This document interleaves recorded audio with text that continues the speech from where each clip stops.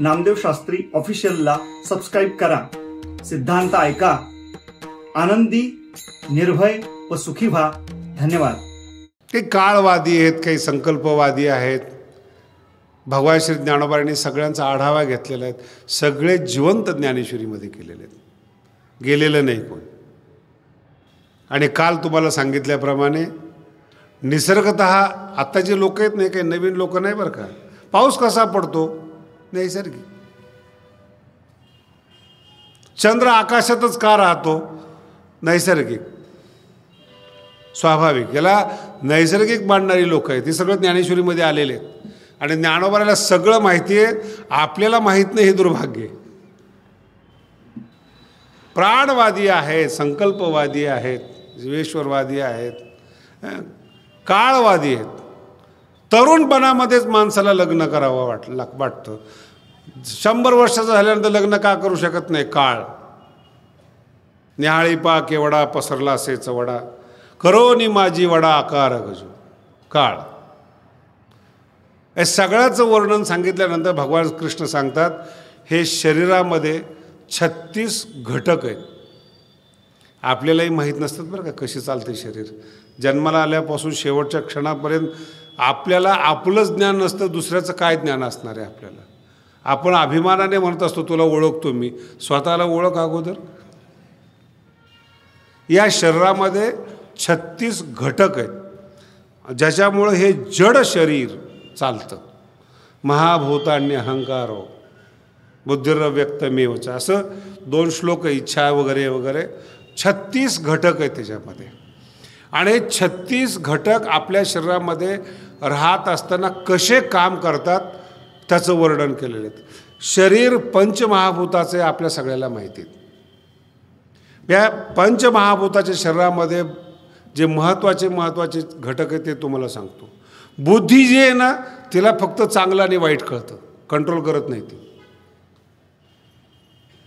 बुद्धी काय करते? हे सुख आहेत, हे दुःख आहेत, हे धर्म आहेत, हे अधर्म आहेत, याचा निर्णय बुद्धी करत असते. तुम्ही करा नाही तर नाही करा. पण बुद्धी तुम्हाला सांगते, तुम्ही चुकीचं करताय, तुम्ही बरोबर करताय. तिचं राहायचं ठिकाण कोणतं आहे? आत्मा आणि जीव याच्या मध्यंतरी बुद्धी राहते. सत्वगुणाचा सत्वांशापासून तयार झालेली. हे सगळं 7-12 सगळं ज्ञानेश्वरीत दिलेत बरं का. बुद्धी, इच्छा. इच्छा हीच माणसाची सगळ्यात मोठी वैरी नाही. सगळ्याला कामाला लावणारी, सगळ्या शरीराला वेळ लावणारी. इच्छा नसेल तर माणूस दुःखीच होत नाही. आणि इच्छा असल्यामुळे द्वेष आहेत. सुख म्हणजे काय, द्वेष म्हणजे काय. आणि या सगळ्यांना कामाला लावणारी एकच गोष्ट आहे, त्याचं नाव आहे मन. 36 तत्वामध्ये महाभयंकर जर असेल ना तर मन आहे. इच्छा आहे झोपलेली. तुम्ही आता माझ्यासमोर बसलेला, चांगलं जेवण असावं अशी इच्छा निर्माण झाली. अमक्या ठिकाणी पंगत आहे, चांगलं जेवण आहे. एक इच्छा निर्माण झाली, आपण जायला पाहिजे. पण इच्छा जन्माला आली आणि ती जागेवर थांबली. तुम्हाला दुःख नाही, जन्माला आली इच्छा, जागेवर झाली. मन काय करतं? इच्छे ते चढवी. ज्ञानोबांची शैली बघा. अरे तुला इच्छा झाली, चांगला, चल ना मग. इच्छामध्ये जाऊ दे, आपलं नाही येते. मन म्हणतं जाऊ देत, नसू देत, अपमान होईल. मन चढवतं, इच्छे ते चढवी. आणि तिथं गेल्यानंतर नेहीपर्यंत इच्छेच्या बरोबर आहे बरं का. चल, तिथं गेलं तर हे मन पुन्हा बदलतं. लगेच सांगतं जाऊ नको बरं का, अपमान होऊ शकतो. मग आणलं कोणी? मनाने. आणि अपमान होईल म्हणून सांगतं कोण? भुलीचे कुहर, वायू तत्वाचे अंतर. आकारच नाही मनाला. का कोणालाही मदत करणार, कोणालाही सहकार्य करणार, काहीही मागणार आणि कोणालाही चुगली करणार ते मन. आता तुम्ही बसलात ना एखाद्याच्या विषयी, मन म्हणेल माणूस खराब आहे. हो. आणि त्या माणसाने नुसता हात फिरवला, काय माणूस आहे, लगेच मन म्हणतो चांगला माणूस आहे बरं का. एकनिष्ठताच नाही मनामध्ये. इतकं पृथ्वीवर मनाबद्दल एवढं सुंदर वर्णन कुठंच केलेलं नाही. ते वर्णन नाही बरं का, वायामन हे नाव, हे वर्णन आहेत. वायामन हे नाव आपण कीर्तनामध्ये तेच सांगत बसतो, चंचल मी मन कृष्ण. ते वर्णन नाही, तो स्वभाव आहे मनाचा. वर्णन हितं आहेत. संकल्प करायला लावतं, इच्छेला वाढवायला लावतं, महाभय वाढवतं, भुलीचे कुहर वायू तत्वाचे अंतर. वायामन हे नाव एरवी कल्पनाची सावेव, जेने संगे जीव दशा वस्तू. ज्याच्या सानिध्यामध्ये जीव दशा प्राप्त होते ते मन आहे सगळ्यात मग. आणि सगळ्यात जास्त खोडीला असेल तर मन आहे. कळून पण देत नाही आणि आपल्याला गुंतवल्याशिवाय राहत नाहीत. तुम्ही सगळे जगातले मानवी मनाचे विचार करा, तुम्ही मनच आहेत, मनाशिवाय दुसरं काहीच नाही. कितीही विचार करून पहा तुम्ही, इच्छा असेल, द्वेष असेल, सगळ्यांना वाढवणार आहेत. भीती असेल, प्रवृत्त करणारं हेच, कच खाणारं हेच. अर्जुनाच्या मनानं कच खाल्ली होती. अर्जुनाचे 2 टप्पे आहेत. युद्ध करावं अशी इच्छा निर्माण झाली. युद्धाच्या ठिकाणी गेल्यानंतर अर्जुनाला लगेच मन म्हणायला लागलं, माझ्यासारख्या माणसांनी कोणाबरोबर युद्ध करावं. येथ आले असती आघवे, भाषेचा रोग पहा कसा आहेत. कवणेशी म्या झुंजावे, हे रणी लागे पहावे म्हणून या. कोणाबरोबर युद्ध करायला मोकळा आहे काय? मन. भगवंतानी भीष्माजवळ रथ उभा केला, ते सांगितले यांच्याबरोबर मी युद्ध करू शकत.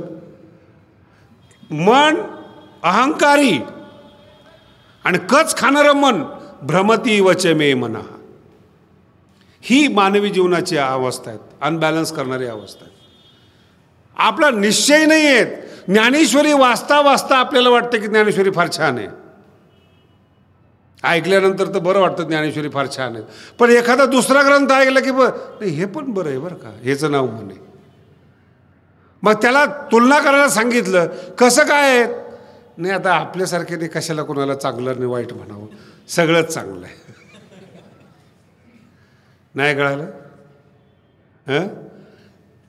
13व्या अध्यायामध्येच वर्णन आलेलं आहे. जे लोक सगळ्या देवाची भक्ती करतात ना, ते ह्याच पंथातले आहेत. सोमवार, गुरुवार, शुक्रवार आहेत ना. आणि ज्ञानोबाने काय सूचना द्यावी माहिती? अवघेन गावद्वारी आहे म्हणजे वेश्या. सगळ्या देवाची भजन करा. हे मन आहे.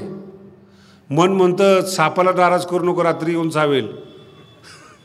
नागपंचमीला पूजा करतो, नवरात्रामध्ये गोंधळ घालतो, देवीची महापूजा करण्याबद्दल वाद नाही. सगळ्या जगात परमात्मा एक आहेत याचं प्रशिक्षण घेतलं, याचं गुरुच्या मुखातून ऐकलं. मन मानायला तयार. मन असं बदलणारं, आणि बदलणाऱ्या मनाला सगळ्यात जास्त घातकपणा परमार्थामध्ये नाहीच. परमार्थ त्या माणसाकडून होत, किती जरी प्रयत्न केला तरी. हे 36 तत्वामधलं सगळ्यात घातक, धोकेदायक ते मन आहे.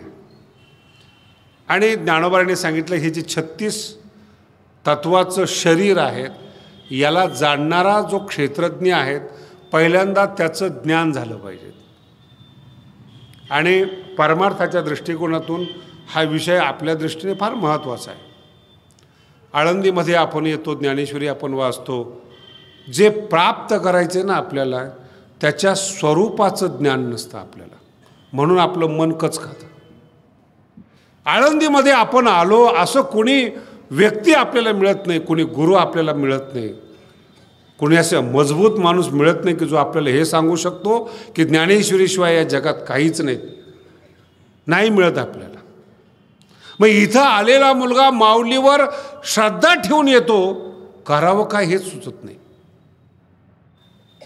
मग योगायोगाने त्याला जसे जसे गुरु भेटतात,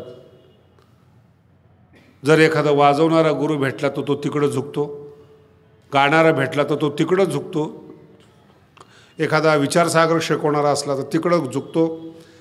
आणि याच्या अतिरिक्त एक गुरु असे आहेत त्याच्यामध्ये काय करून फायदा आहे?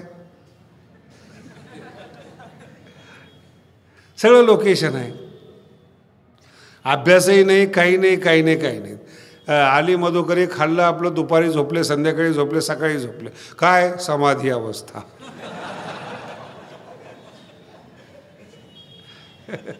कर्महीन जीवन ज्याला आपण म्हणतो. माझ्या ओव्या घरी गेल्यानंतर निश्चित वाटतं. मी तुम्हाला थोडा थोडा अर्थ सांगत जातो. 2 टप्पे आहेत ज्ञानाच्या अगोदरचे. ज्ञान म्हणजे काय हे ज्ञानोबांनी सांगितलंय. तुम्ही आम्ही गरीब घराण्यातली माणसं आहोत, सर्वसामान्य घराण्यातली माणसं आहोत, आपला विषयच नाही हा. पण ज्यांना रिद्धी मिळालेली आहेत, ज्या लोकांना सिद्धी मिळालेली आहेत, त्या लोकांनी रिद्धी सिद्धीचा त्याग ज्ञानासाठी केलेला आहे. माझ्या शब्दांनी आपण काही सोडलेलं नाही, होतच नाही काही घरामध्ये, तर सोडलं काय? महाराष्ट्रीयन परिवार जर आपण मोजला एखाद्या घराचा, 2 बैल, 2-4 कोंबड्या, एका झोपडीने, एका 2 एकर जमीन, हे काही पद्धत झाली का आपली? आणि ह्या माणसाने सोडून आला म्हणजे काही लई मोठा पराक्रम केला का त्याने? ज्ञानोबांचा अर्थ लक्षात घ्या. तरी जया ज्ञाना लागी, ज्या ज्ञानासाठी गगन गिळता ती योगी. गगन गिळत न धरिती रिद्धीची भीड. रिद्धी शब्दाचा अर्थ रोज पैसा ज्याच्या घरामध्ये वाढतो त्याला रिद्धी म्हणतात. रिद्धी सिद्धी म्हणजे बाया नाहीत बरं का. याला सिद्धी प्राप्त नाही, याला रिद्धी प्राप्त आहे, त्याला नाही.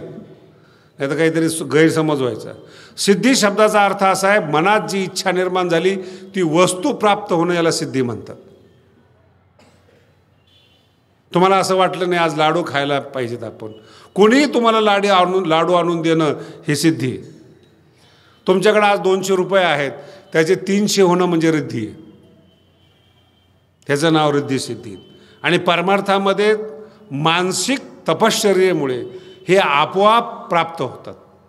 पण ज्ञान पाहिजे ना, न धरती सिद्धीची भीड. सिद्धीला मानत नाहीत. न धरती रिद्धीची भीड, योगा ऐसे दुआड हेळती. समाधी सारख्या सुखाचा त्याग करतात. काही लोक सिद्धी सोडतात, काही वृद्धी सोडतात. वेद तरुच्या पानोवाणी हिंडतात. एक एक शाखेचा, एक एक शब्दाचा अर्थ शोधतात. इथं ज्ञान असेल, इथं ज्ञान असेल. तपो दुर्गे ओलांडीत.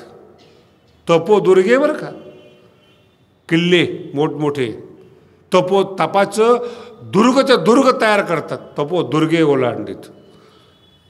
ऋतुकोटी 100 यज्ञ या ज्ञानासाठी ज्या जगामध्ये लोक करतात. आणि काही माणसं त्याग करून भजन मार्गामध्ये उघड्या अंगाने धावतायत. शब्दाचा अर्थ सगळा त्याग करून, सर्व कर्म संन्यास करून भजन मार्गामध्ये येत आहेत ज्ञानासाठी. हे ज्ञानाचं वर्णन आहे. याच्यामध्ये कुठंतरी आपण बसतो का याचा थोडा विचार करा बरं का. याच्यातलं नेमकं काय? हे सोडतात. देईल गुरुसेवा, ज्ञानोबा म्हणतात. या बुद्धी पांडवा जन्मशताचा ओलावा सांडित जे. देईल गुरुसेवेतून ज्ञान प्राप्त होईल. 100 जन्म गुरुची सेवेत घालवतात. 100 जन्म गुरुच्या सेवेत घालतात. इथं तास अवघड होतो. तास 100 जन्म देईल गुरुसेवा. महाराज काय त्या ज्ञानामध्ये आहेत? 100 जन्म, ते रिद्धी सोडायची, सिद्धी सोडायची, काय त्या ज्ञानाची विशेषता आहेत? हा ज्ञान प्राप्तीसाठी केलेला त्याग आहे. आणि याच ठिकाणी ज्ञानाचं वर्णन आहे. टप्पे लक्षात घ्या बरं का. ज्ञान प्राप्तीसाठी केलेला त्याग हा आहे. आणि ज्ञान म्हणजे काय, ते आल्यानंतर काय माणसामध्ये बदल होतो त्याचं वर्णन इथं दिलेलं आहे. अमानित्वाच्या वरच्या सगळ्या ओव्या ज्या आहेत ना, ते ह्या ओव्या मी तुम्हाला सांगतोय. तरी जयाची रिगवणी अविद्ये उनी आणि. ज्ञान याय लागलं ना, अविद्या आपोआप निघून जाते. हे ज्ञानाचं वैशिष्ट्य. मग असं नाही निश्चय करा, अमुक करा, नाही. ज्ञानाचा उदय झाला, अविद्या निघून जाते. अविद्या उनी आणि. पहिल्यांदा अज्ञानच पळून जातं.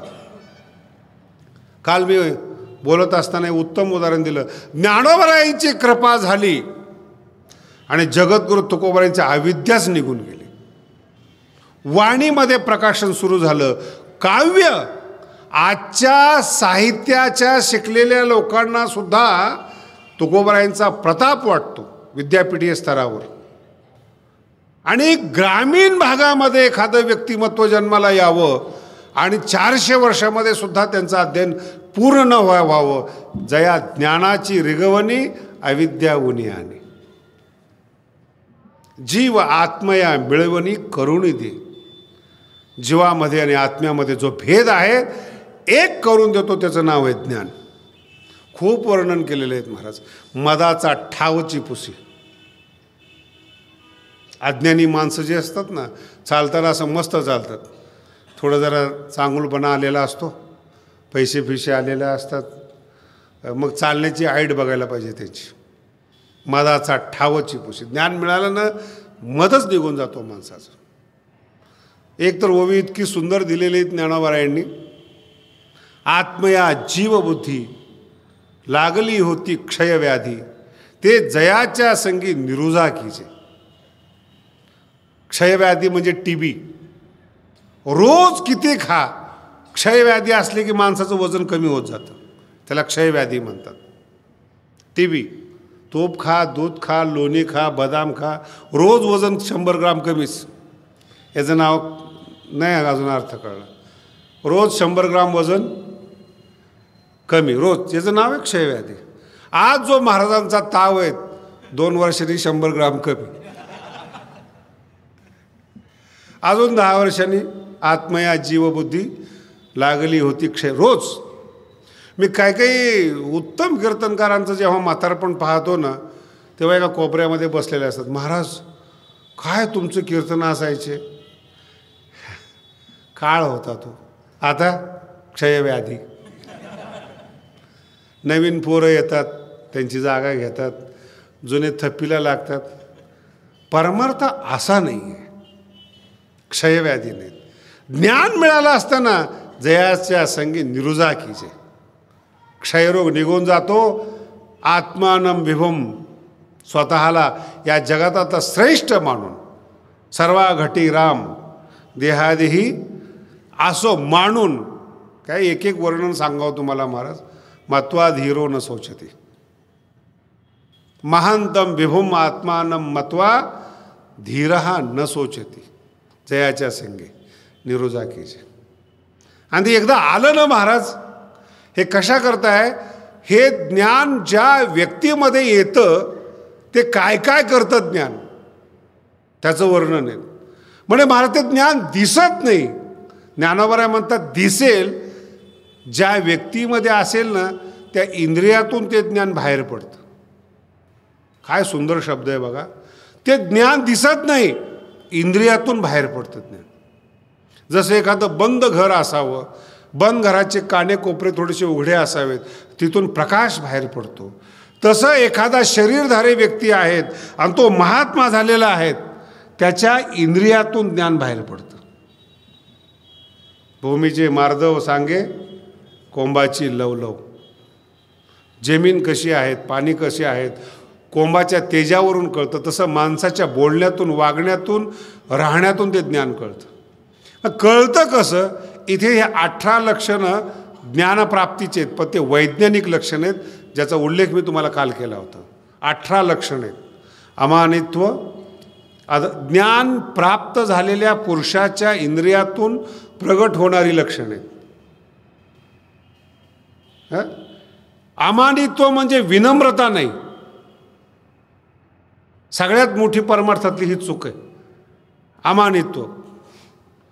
काय काही माणसं मी बघितलेत ना, दारुड्याचं पण पाया पडतात. तो कीर्तनकार माणूस, मोठा माणूस, कोणाच्या, मी त्याला विचारलं तू एवढा मोठा कीर्तनकार आहेस, कशाला, हे तू दारू पिणारा माणूस आहे, न खाणारा ते खाणारा माणूस आहे, कशाला पाया पडतो. सर्वा घटी राम.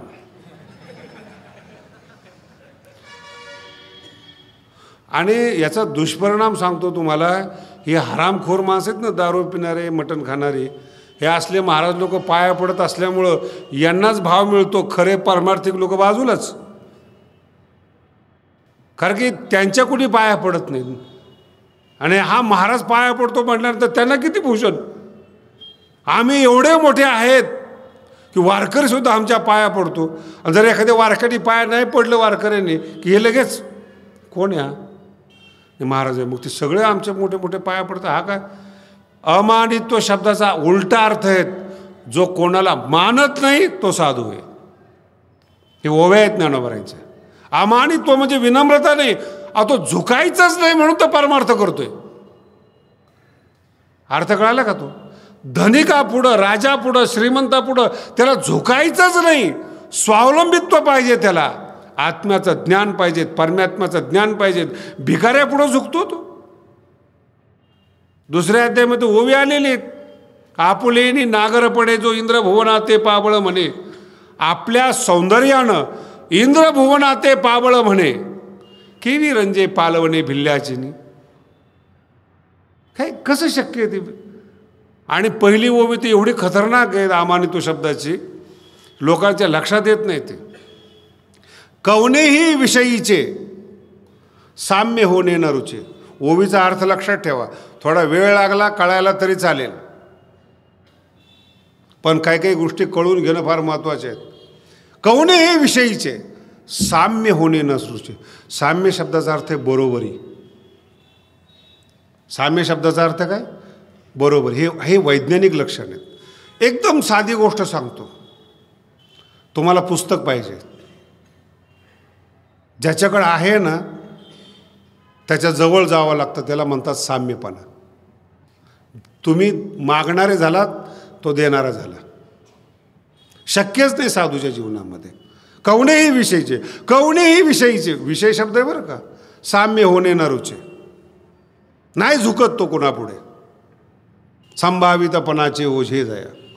नीट वागणं हे ज्याला ओझं वाटतं. शिव्या देत नाही बरं का तो. माझा अर्थ दोन्ही म्हणजे असं कधी चुकीचा. तो झुकत नाही हे सत्य आहे, पण झुकत नाही हे सुद्धा त्याच्या वागण्यातून कळत नाही. तो साधू आहे. झुकणं म्हणजे काय? सगळेच माणसं भिकारी आहेत विषयाच्या दारामध्ये. काही ना काहीतरी पाहिजेच प्रत्येकाला. श्रीमंत माणसं. एक साधू होता, पैसे घेत नव्हता तो कीर्तनाचे. त्याला तो अभिमान. अरे आम्ही त्यावेळेस विद्यार्थी होतो. माझा स्वभाव जरा त्या काळातही फार चांगला नव्हता.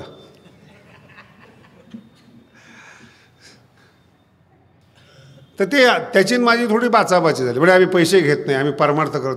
म्हटलं पैसे घ्यायची काय गरज आहे महाराज तुम्हाला? पैसेवाले सगळे जवळ चमचे करून ठेवलेत तुम्ही. आम्हाला STD प्रवास करावा लागतो, तिकीट काढावं लागतं. तुम्हाला गाड्या घेऊन येतात. तुम्हाला गरज काय पैशाची? म्हणजे उद्धट बोलतो. उद्धट नाही, खरं बोलतो. पैसा जवळ ठेवत नाही तुम्ही, पैसे वाले जवळ ठेवतात. अर्थ तोच आहे. आणि पैसेवाल्यांना जवळ ठेवायचं असेल ना, साम्य व्हावं लागतं. या बसा. साधूला या बसा म्हणत नाही तो. मी तर असे महाराज बघितलेत, श्रीमंत आले ना सगळ्याला बाजूला सरका, बाजूला सरका, बाजूला. का? मंत्री येत आहेत. अरे मग तू साधू आहेस ना, साधूला बाजूला करतोस तू, परमार्थिकाला बाजूला करतो. नाही, जरा ते मोठे माणसं तुझ्यापेक्षा. तुला नाही बायका, नाही पोरं, घरदाराचा त्याग केलाय, कीर्तन करतो. कारण कशा करता झुकतो? हे शिकवलेत ज्ञानोबांनी आपल्याला. कोणालाही गुरुशिवाय कोणालाही मानत नाही, तो खानदानी साधक आहे. माऊलीशिवाय या जगात कोणी मोठं नाही असं ज्या दिवशी तुम्हाला वाटेल ना, त्या दिवशी तुम्ही खानदानी साधक व्हाल. आणि माऊली झुकू देणार नाही तुम्हाला. ज्ञानेश्वरी ती कशाला झुकायची गरज आहे तुम्हाला? सगळंच आहे तिच्यामध्ये. कशा म्हणून कोणाला झुकायचं? म्हणजे ज्ञान पाहिजे, ज्ञानेश्वरीकडे जा. दूध पाहिजे तर आईकडे मनुष्य जातो. ज्ञान पाहिजे असेल तर माऊलीकडेच गेलं पाहिजे. हीच सगळी आहेत. हिच्याशिवाय जगात कोणी नाही. हे ज्ञानोबांची शिकवण आहेत. कवनेही विषयीचे. आणि मी जे पुढं सांगणार आहे त्याला अगोदरच माफी मागतो. त्याचा अर्थ चुकीचा काढू नका. विषय शब्दामध्ये अनेक अर्थ आहेत. मोठ्यातले मोठे महाराज असतात. जसं धनिका पुढं झुकतात, अशाच पद्धतीने स्त्री पुढं झुकतात. याला म्हणतात विषय. आणि या जगात कुठलीही स्त्री अशी नाही की ती झुकवल्याशिवाय कोणाला शरण जाईल. अर्थ कळाला का तुम्हाला? आणि हे सगळे पिक्चरमध्ये तेच दाखवलेले आहेत. मुलं जी आहेत ती भांग पाडतात, कपडे घालतात, गॉगल घालतात, हे सगळं कशा करतायत? आणि सगळं झाल्यानंतर मग ती काम सांगत असते. काम सांगितलं की तुमचा मान राहिला कुठं? बरेचसे लोक पाहिलेत महाराज, बाहेर सिंह असतात, आतमध्ये विनम्र असतात. काही चालत नाही महाराज, काही चालत नाही. विषय तुम्हाला झोकवल्याशिवाय क्षणभराचा आनंद देत नाही, हे या ओवीचा अर्थ आहे. आणि क्षणभराच्या आनंदासाठी हा साधक झुकत नाही. कवनही विषयीचे साम्य होणे न रुचे, नाही मान देत तो. स्त्री असेल, राज्यसत्ता असेल, तर धनसत्ता असेल. आणि परमार्थ ह्या तिघाशिवाय आनंद मिळवण्याची कला आहे. अर्थ कळाला? धनाशिवाय गाथा लिहिलेल्या आहेत, सत्तेशिवाय गाथा लिहिलेल्या आहेत. जाई ओ तू माते न करी, स्त्रीशिवाय गाथा लिहिलेला आहे. हे आपल्याला आदर्श कळले पाहिजेत. हे आपलं जीवन आहे. का तुकोबराय मोठे झालेत? शिवाजी महाराजासारखे कीर्तनाला यायचे, काही देत नव्हते त्यांच्याकडे. शिवाजी महाराजांना काही गरिबी माहीत नव्हती, काही धन पाठवलं नव्हतं त्यांच्याकडे. आत्मा विकून कोणी मोठं होत नाही, हे या लक्षणाचं वैशिष्ट्य आहे. कवनेही विषयीचे साम्य होणे न रुचे, संभावितपणाचे ओझे जया. अहो मित्र जरी झाला ना, तासभर गप्पा मारल्यावर तुमच्याबरोबर 1 तास मनुष्य जन्मातला वाया गेला, मित्रसुद्धा नकोय. अर्थ लक्षात ठेवा. कशा करता मित्र पाहिजेत? परमार्थापासून भटकवण्यासाठी नाही, ते विषय डोक्यात घालण्यासाठी, जगात कुठं झालेल्या गप्पा मारण्यासाठी. साधकच नाही तो. मग महाराज, माझे जातीचे मज भेटो कोणी, ज्ञानेश्वरीवरच चर्चा करणारा असेल तो त्याच्या जातीचा असेल. भेटला की त्यांनी ज्ञानेश्वरीवरच बोललं पाहिजेत. हा शब्द कळाला नाही, ही ओवी कळाली नाहीत, याचा अर्थ काय, त्याचा अर्थ काय, ज्ञानेश्वरी सोडून बोललाच नाही पाहिजेत. नाही महाराज, करमणूक ज्ञानेश्वरी काय? आई आहे म्हणल्यानंतर आई करमणूक करतेच, लक्षात ठेवा. कवनेही विषयीचे इतक्या सुंदर ओव्या आहेत. साम्य होणे न रुचे, संभावितपणाचे ओझे जया. एक शब्द इतका सुंदर आहे ज्ञानोबारांचा, मला खूप बरा वाटतो. मी जगाकडे पाहिल्यानंतर मला त्याचा हसू येतो. आथिलेची गुणवानिता. आथिले शब्द फार गोड आहे बरं का. असलेल्या गुणाचं वर्णन करत असताना, अर्थ कळतोय? असलेल्या गुणाचं वर्णन करत असताना आथिलेची गुणवानिता, मान्यपणे येता, त्याला सहन होत नाही आपल्यातल्या गुणाचं वर्णन करत असताना. असलेल्या गुणाचं वर्णन सहन होत नाही, आपण नसलेल्या गुणाचं वर्णन करतो पैशासाठी. किती परमार्थातला फरक आहे हा. हे ज्ञानोबारांचं वर्णन आहे. ते गजबजो लागे कैसा, व्याधे रुंधला मृग जैसा. इतकी सोपी ओवी नाही बरं काही. व्याधे रुंधला मृग जैसा. व्याधे म्हणजे काय? व्याध मारण्यासाठी त्यांनी जाळं टाकलेलं असतं, मारण्यासाठी, पकडण्यासाठी. आणि ती जे जाळं असतं ना, त्याच्यामध्ये तो रुंधला जातो, बांधला जातो. तसं स्तुती म्हणजे तुम्हाला बांधण्याकरता टाकलेलं जाळं आहेत. या जगातलं सगळ्यात मोठी पतनाची गोष्ट तुम्हाला चांगलं म्हणणे. दारुड्याने काय चांगलं म्हणायचं तुम्हाला? बोला ना. अहो नुसती माळ घातली तरी तुम्ही त्याच्यापेक्षा श्रेष्ठ आहात, त्याने काय चांगलं म्हणलं पाहिजेत? काल सांगितलं तुम्हाला, मज ते हासतील संत. संतांनी म्हणावं तुमचा परमार्थ कसा आहे. संतांनी सांगितलं पाहिजे काय आहे. गजबजो लागे कैसा, व्याधे रुंधला मृग जैसा. व्याधानी पकडलेला मृग. 2 शब्द आहेत बरं का. लोकांनी स्तुती केल्यानंतर मारेकऱ्याच्या जाळ्यात सापडल्यासारखं वाटतं. आणि सगळे परमार्थिक लोक आहे म्हणून जाणीवपूर्वक सांगतो, रागाने माणूस कधी मरत नाही. राजकारणाचा पहिला नियम आहे, गोड बोलून काटा काढा. त्याला खानदानी राजकारण म्हणतात. त्याचं पहिलं नाव स्तुती आहे. जो माणूस रागाने वश होत नाही, तो गोड बोलण्याने वश होतो. अनुभव घेऊन पहा तुम्ही. मोठ्यातला मोठा मनुष्य असू द्या, नुसतं त्याला नसलेले गुलमर्ग, असलेले सोडून दे. काय महाराज, सुंदर सुंदर, काय सुंदर, काही नाही.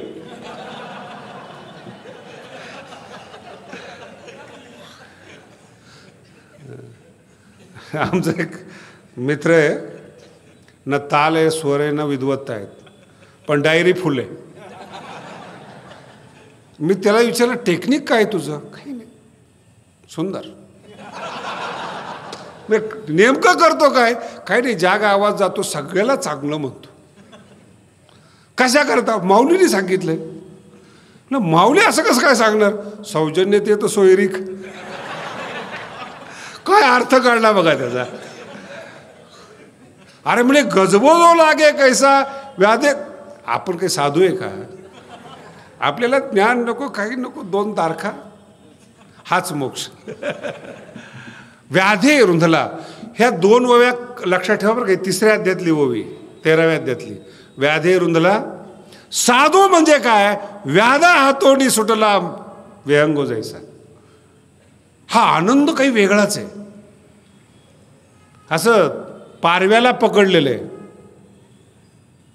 आता खाणाऱ्याने पकडलंय त्याला, म्हणजे मुंडकं कधी खुडलं जाईल त्याचं.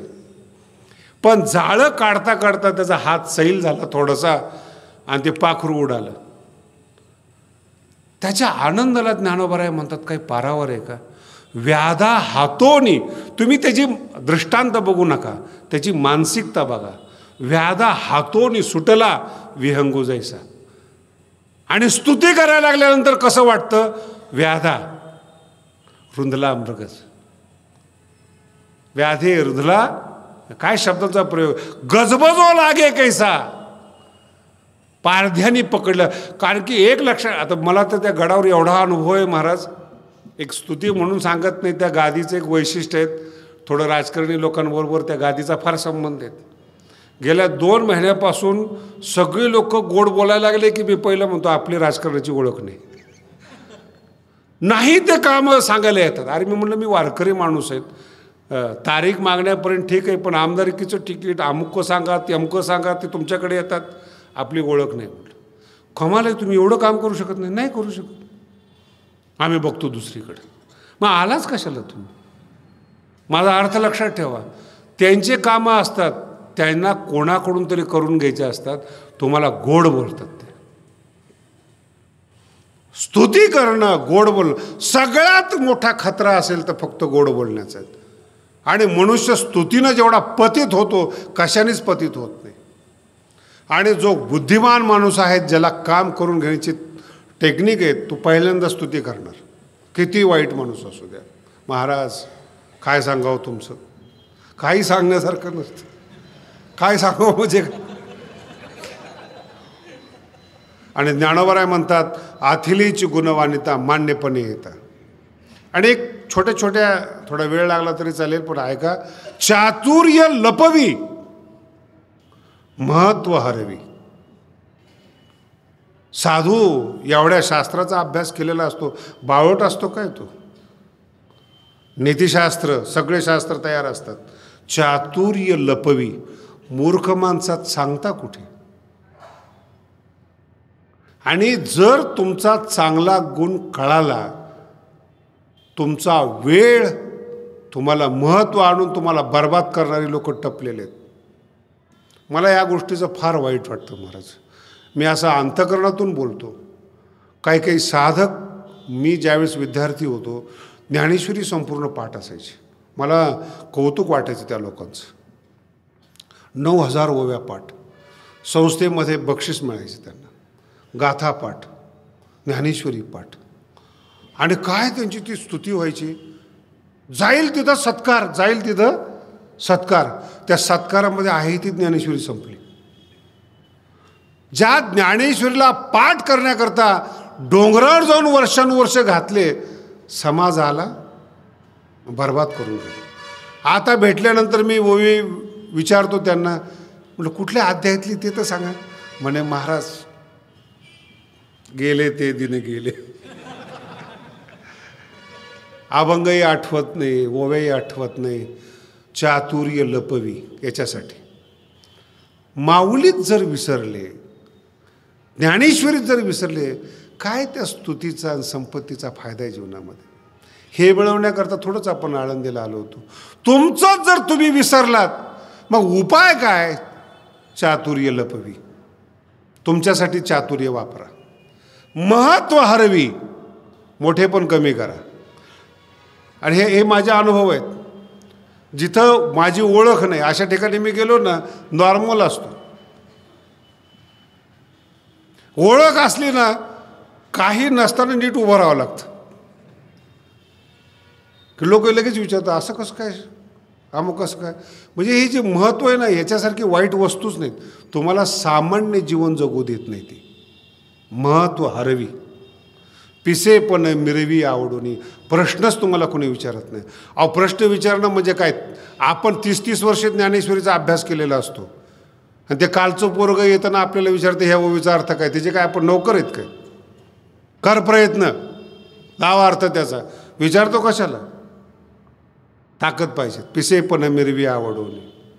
लौकिकाचा उद्वेग खूप सुंदर आहे. बराच वेळ झाला आहे आपल्याला, आपण हे कंटिन्यू करू. नामदेव शास्त्री ऑफिशियलला सबस्क्राईब करा. सिद्धांत ऐका. आनंदी, निर्भय व सुखी व्हा. धन्यवाद.